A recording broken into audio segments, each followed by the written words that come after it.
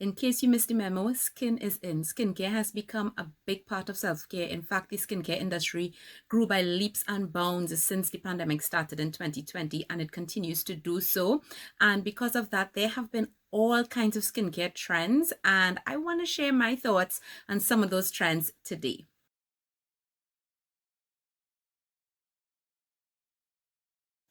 Hi guys, welcome back to Sheri Approved. Thank you so much for joining me today. And of course, you all know that I absolutely love skincare, as you would have noticed from my 10-step morning skincare routine.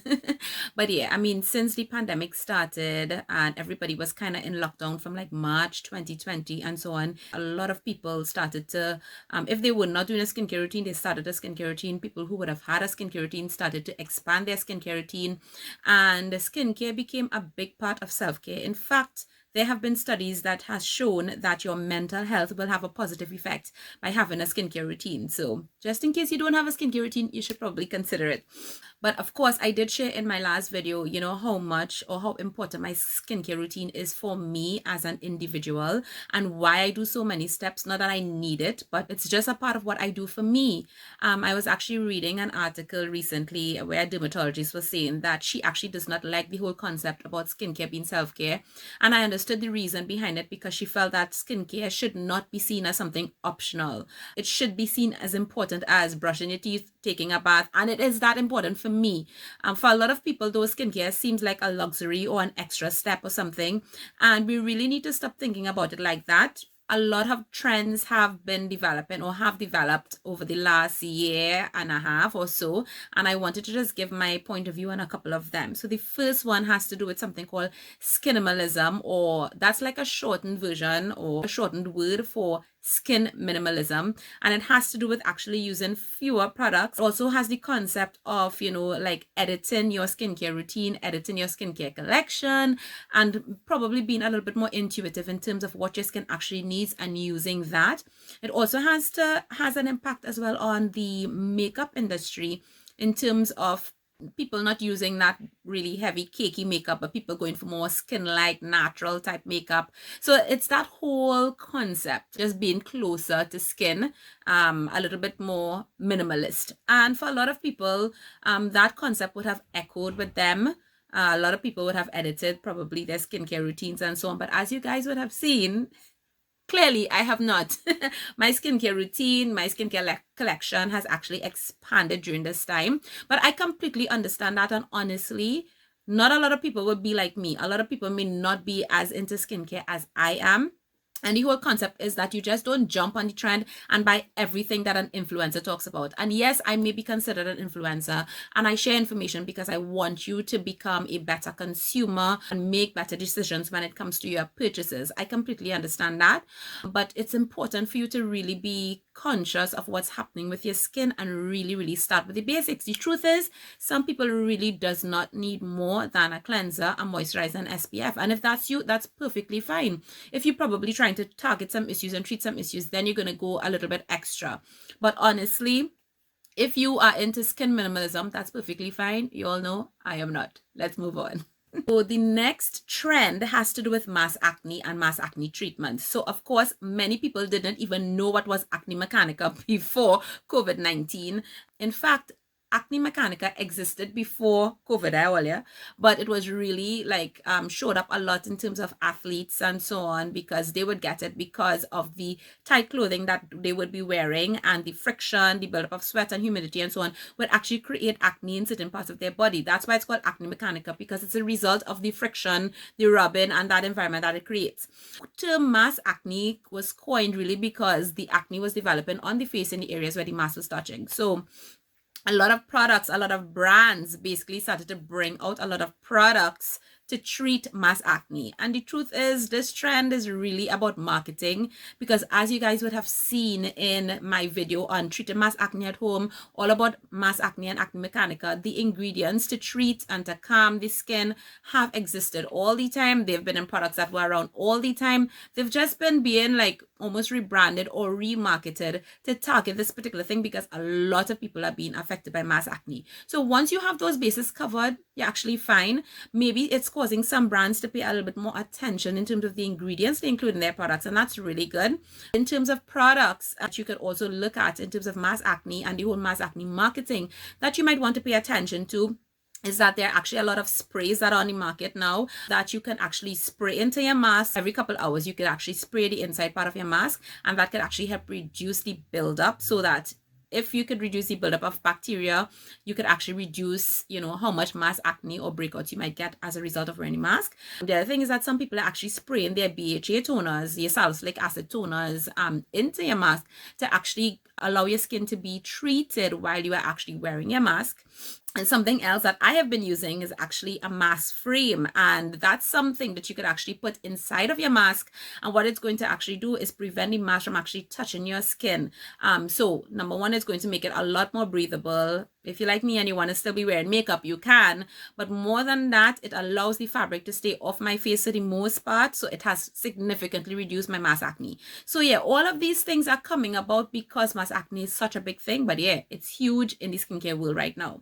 The next trend is, with regards to skin barrier treatments, microbiome products that are talking about putting probiotics in skincare and so on. And again, this is one of the things that really has to do with marketing. There have been a lot of barrier protecting products, products with ceramides, with Centella asiatica. In fact, a lot of moisturizers are formulated to help build and repair your skin barrier.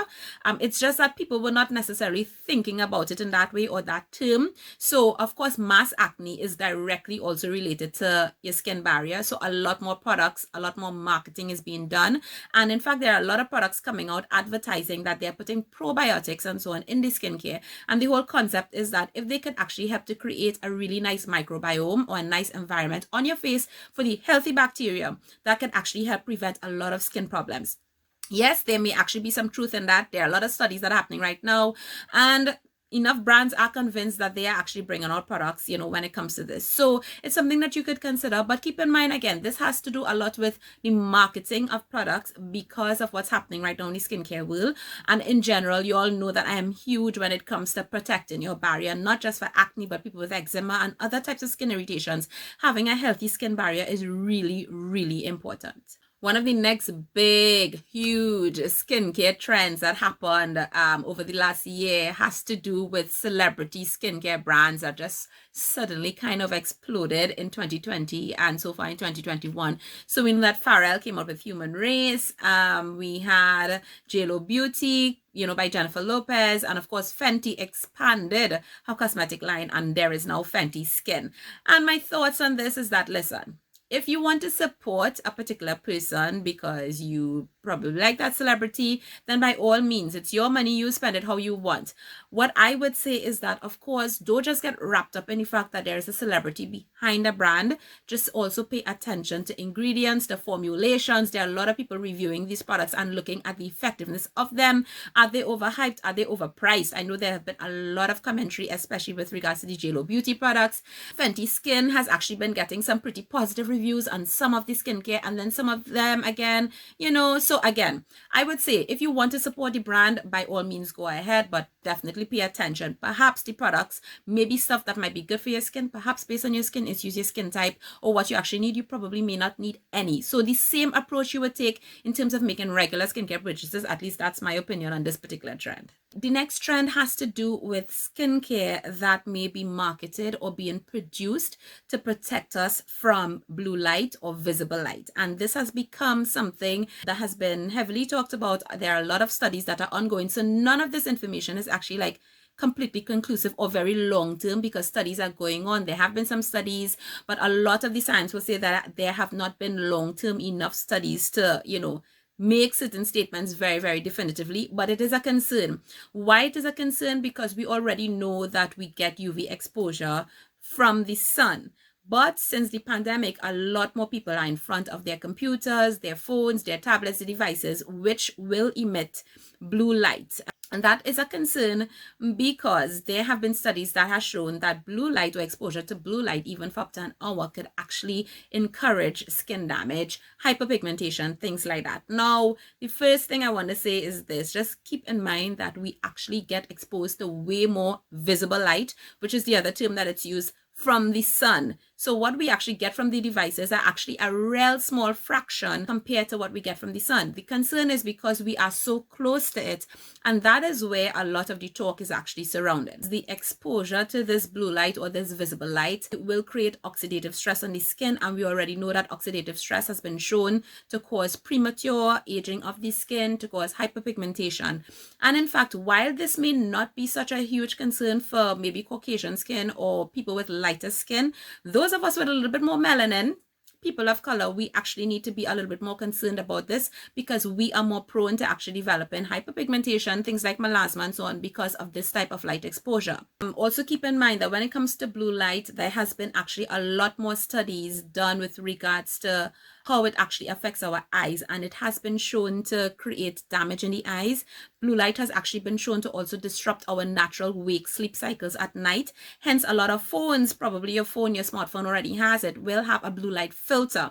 And now we've actually kind of come to the discussion in terms of what we could actually do about this, if anything. Of course, when it comes to premature aging or damage that is caused by any type of UV exposure, we always want to focus on prevention. But of course, most people are already exposed to it, so then we actually talk about treatment. Putting on the blue light filter on your phone, on your device, is going to be helpful. There are a lot of people actually purchasing now blue light glasses because they're sitting in front of their computer so much, they actually put it on to protect their eyes. You could actually purchase as well shields for your computer screen or your phone screen that will protect or reduce the amount of blue light that's being emitted from those devices. And then, of course, if we're talking about UV exposure, we automatically think about sunscreen. Now, there is a long discussion when it comes to this, because while a lot of sunscreens may give us UVA and UVB protection, a lot of them actually will not give us the type of blue light protection that we may actually want, given that the real ingredient that will give us this type of protection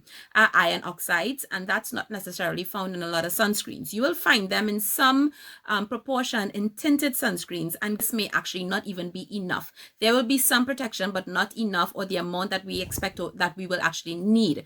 Something to keep in mind is that foundations, makeup actually, which a lot of people may actually be avoiding, or like tinted moisturizers and so on, they have iron oxides, and they have actually been shown to give you more protection than tinted sunscreens in terms of their protection from blue light and visible light. The more full coverage your foundation is will actually sometimes be an indication of how much more of those iron oxides there are, and you're actually going to be getting some protection from this type of light. Interesting, right? Because a lot of us may actually be moving away from heavier coverage foundations like me, and now the information is actually showing that that may actually be giving us some type of protection from this particular light. Just keep in mind that this is not going to give you protection from UVA and UVB and all of that. You need your sunscreen, but this is just something that's happening in the skincare world. There's a lot of conversation about it, and that's why I'm actually bringing it up, because it's something that we should keep in mind. But when it comes to your skincare, besides all of this, and you may want to actually treat as well or prevent, remember that we always talk about antioxidants like vitamin C,